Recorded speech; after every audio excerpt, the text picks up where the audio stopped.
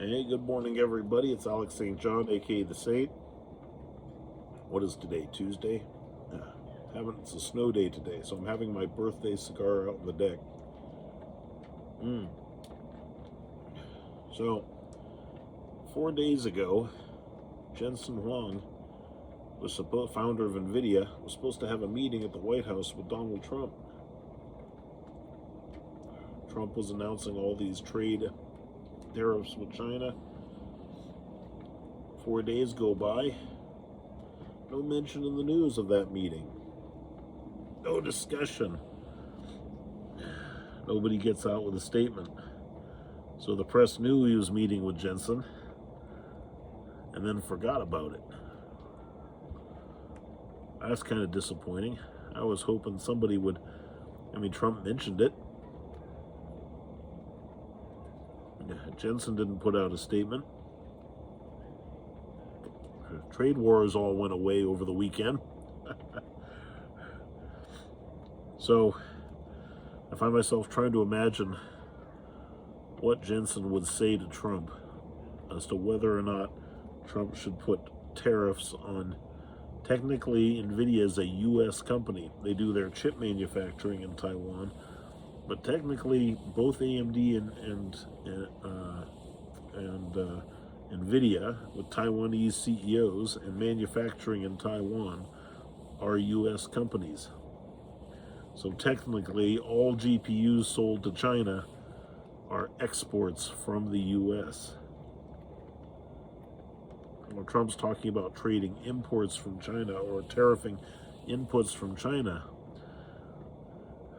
But he and the Biden administration had both put export limits on the number of GPUs we could sell to China. And China really wants to buy a lot of GPUs from us.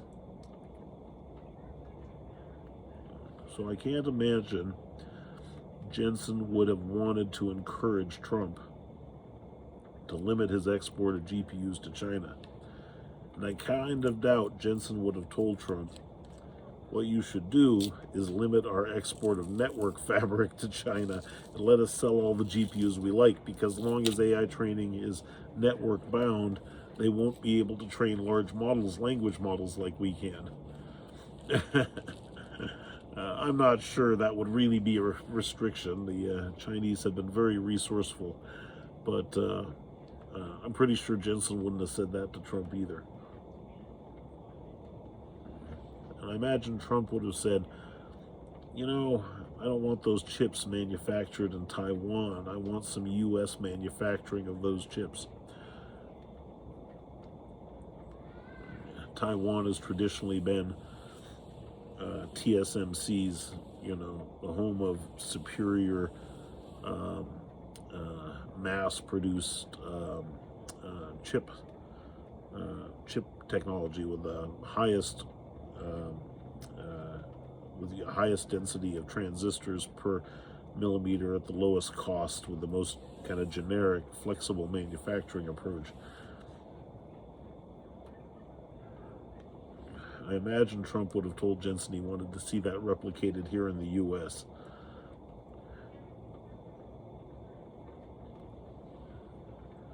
So it's disappointing that went quiet.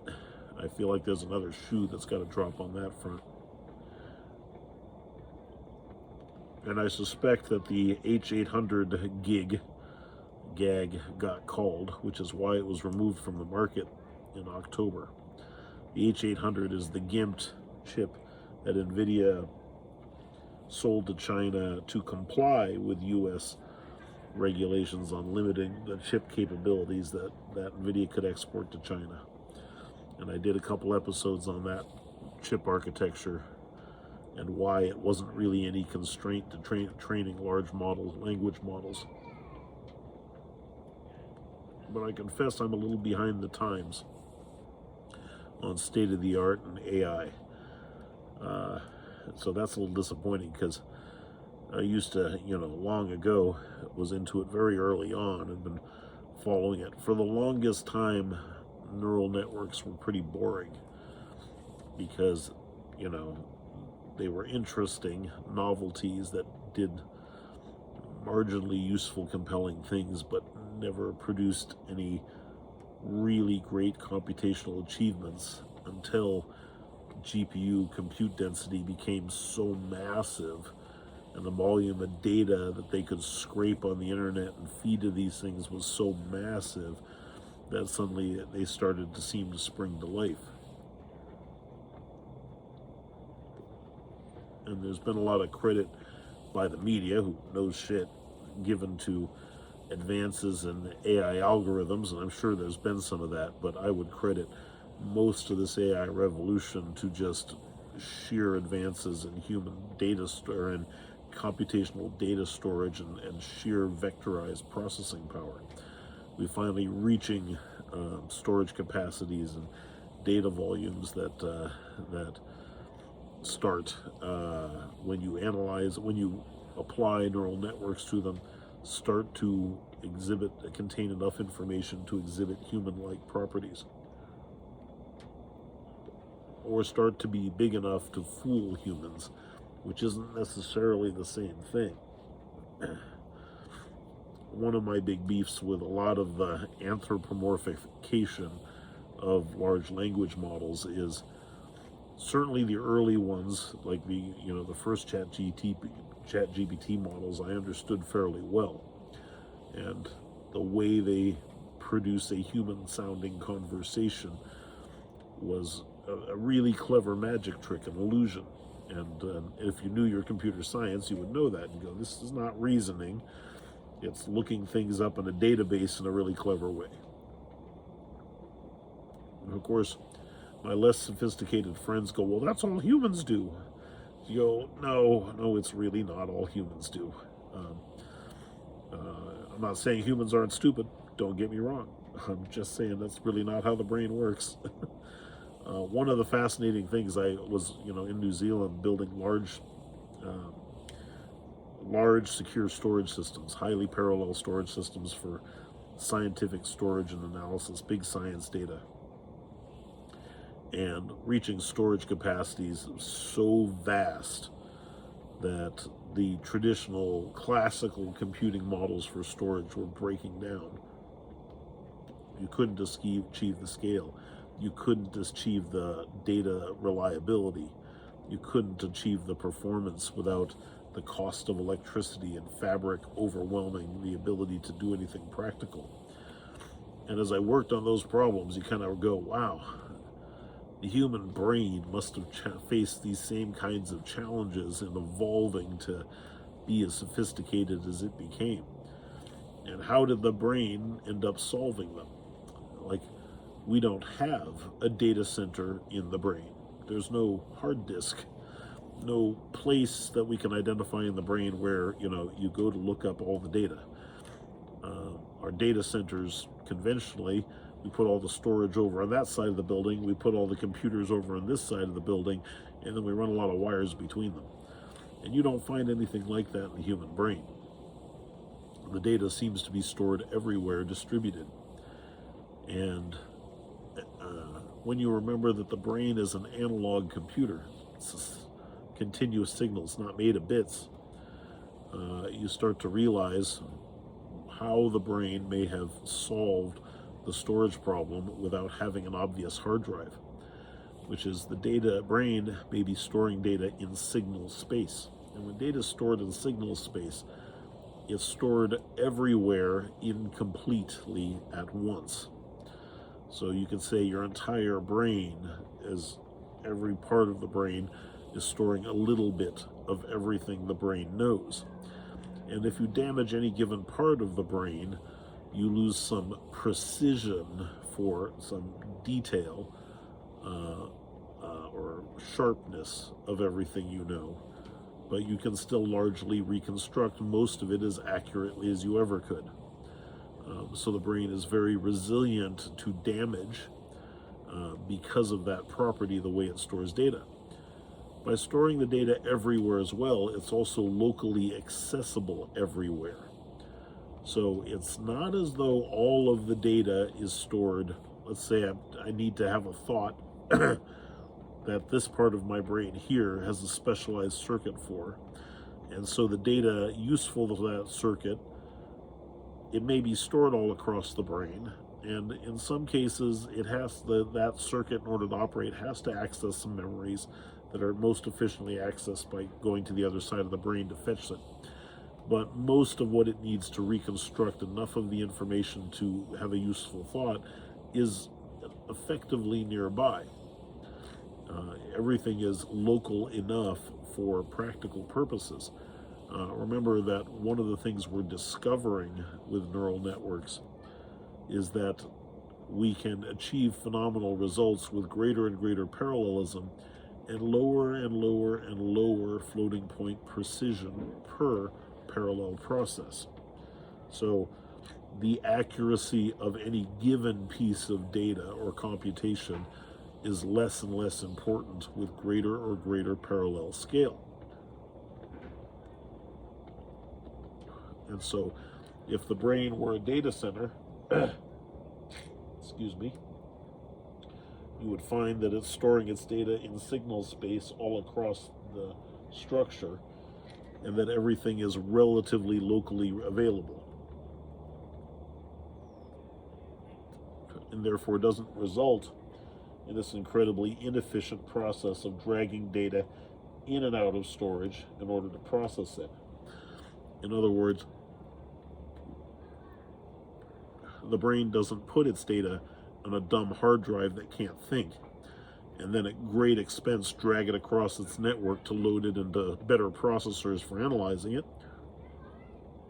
The data is local to every processor in the brain.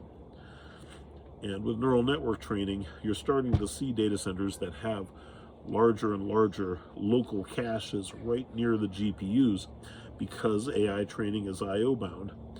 And so the act of storing the major corpus of data that you're processing off in a data center, the impracticality of that is increasingly glaringly obvious, and you're seeing larger and larger caching layers on every node. If you take it to its logical extreme, you eventually get rid of the dumb storage that's on the other side of the network that's costing you a huge amount of electricity. And you distribute all of your storage right near compute, so that a lot of your essential processing you can do on the data that's right there near you. The problem is with AI models, you hear this all the time, they're made of billions of parameters. So you can't know in advance of the massive data set, a data set too large to store locally on every single compute node. You can't know which data needs to be on which node in advance. That's the point of training the model. That's what the model knows, is what information is relevant to where after it's trained. You can't predict that very accurately in advance. So the only way to take unqualified, untrained data is to store it everywhere at once, and that's to store it in signal space like the brain does. And so interestingly, evolution, just because living systems and water and electricity are inherently analog, had a huge advantage in evolving the ability to think, because they were already in the correct paradigm for efficient distributed computing. By sheer coincidence, which we talk about. I talk about the coincidence of life in other episodes. But our digital computers, which we made without any of that insight, are terribly designed and terribly inefficient at storing data in a way that makes it accessible for a very efficient distributed processing. And so the human species is learning very slowly how to build data centers or large-scale computing structures that don't have to move data around massively and redundantly in order to get it to the places it needs to be processed. And just relatively speaking, if you think that ChatGPT or especially O3 is some kind of superintelligence, remember, it requires almost all the electricity of the Hoover Dam to power the data centers necessary to compute those models. And we do it with a 25-watt brain. So clearly we have a lot to learn about how to make a AI that is efficient as a human brain is at functioning and performing the useful parts of the reasoning a human brain does. We'll grant that there are certain biological limitations to that usefulness because the brain has evolved to survive and reproduce, not to be correct. So the brain is not a precision calculator. It clearly has very low floating point precision. Some would say about 4 digits, 4 bits. But the and so when you see neural networks dropping in precision but increasing in parallelism, what they're effectively doing is moving more and more towards a signal space model of data. And a signal space model of data is best described and computed with a Fourier transform or something like it, a discrete Fourier transform, if I'm being a computer scientist here. So I think that, I forget where I was going with this. Sorry, I was just enjoying my cigar and ruminating. Hope you enjoyed it all, found it informative. I was just thinking about how you would get, whether we're making any progress toward a superintelligence or not. And I want to look closer at O3 to see what I think. But I've long believed we're actually on the wrong track. That we'll hit a point where we go, oh crap, that was the wrong way to go. And we learned something necessary to understand why we have to backtrack and start with a totally different approach. So I kind of feel that it's hard to figure out whether we can get to where the brain got to, the beneficial parts of where the brain got to, not all of them are useful, from where we are at in computing. So having saddled ourselves with human-made digital computers that are inherently binary, and then realizing that we had to get to an inherently analog distributed computing paradigm in order to achieve the sort of efficiencies the brain seems to manage in a very dense form factor. We're now at, I think, 4 and maybe heading toward effectively 2 nanometer 2 nanometer transistor etching, and you're at, you know, neuron organelle scales at that size. So your transistors are not much bigger than organelles in a cell when you get down to those scales. So in some sense, we are reaching the limits of atomic computing with matter, and yet our paradigm still requires massive data centers to do poorly what a brain seems to do well. It means we're getting something wrong. But I'm going to watch and look at O3. I've said previously that I've been using Mathematica since like the late 80s. Mathematica was arguably, maybe not arguably, one of the greatest achievements in artificial intelligence in human history. And it was done with Lisp in the 80s, right? That thing is like a box of PhDs in all domains of mathematics. It's remarkable. I think Stephen Wolfram, although he can be a little hard to take, is possibly one of the greatest minds alive today. And in some sense is done some of the most amazing pioneering AI research ever done, because I would argue that fooling humans into thinking that the toaster is reasoning with them is a lesser achievement than Mathematica is in artificial intelligence. And knowing that Mathematica has existed since the 80s, able to solve extremely complex abstract problems with a lot of human guidance, I've long thought that, and I gotta believe Wolfram's doing this or has done this at some level, just having ChatGPT hook up or drive that engine would convey to ChatGPT maybe really astonishing, seemingly abstract reasoning and logic capabilities beyond description. So if ChatGPT has effectively been backed into some of the any of the kind of ideas that have made symbolic math processing practical in computing for 40 years, then maybe it would seem to be really good at reading code and inferring mathematical relationships and solving them. That's kind of what I'd hope for.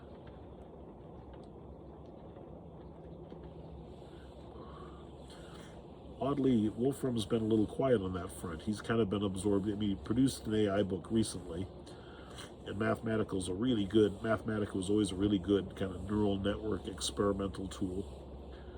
Neural networking experimental and learning tool, anyway. Due to its particular architecture, I always found it sort of computationally inefficient, even when GPU accelerated, to do anything really big or interesting with. But I would have thought that Wolfram would be all over it, but he's pretty taken with his new model for grand unified theories of physics using graphs.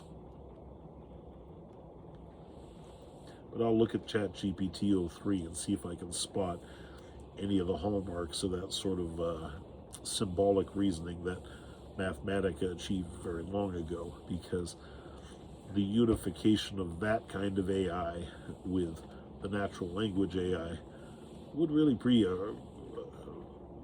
remarkable, right? Because, you know, I hate to say it, I love Mathematica, but I have to fight with that effing thing to get it to express things I want. The problem with Mathematica is that for any math problem you want to solve, there are 50 correct ways to formulate the problem and an infinite number of incorrect ways to formulate it. And the amount of esoteric knowledge of the way it works necessary to get the correct result is very frustrating. But if a natural language model grokked all of that, and so I could just say, look, this is what I want, could you just do that in the Mathematica way for me?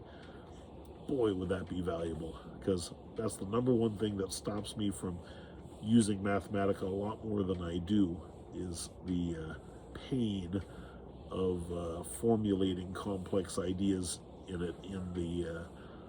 the mathematical language, which Wolfram's very, taken with himself for having invented. And it is brilliant. The problem with Stephen Wolfram is he's smarter than we are, and therefore incapable of. The biggest frustration with Mathematica is it's a genius tool that is really useful for other geniuses. It sort of fundamentally fails. It sort of takes 150, it takes 130 IQs up to 150s, 160s, but it doesn't take 100 IQs up any at all. They can't learn how to use it. And that's one of the great disappointments with it. But you hooked it up to a natural language model that let you express yourself in real human word problems. I think that might be a revolution. That would be really compelling. All right, so I'm almost done with my cigar here. I'm going to go play with 03 and see what I think. You'll have a good day. Take care.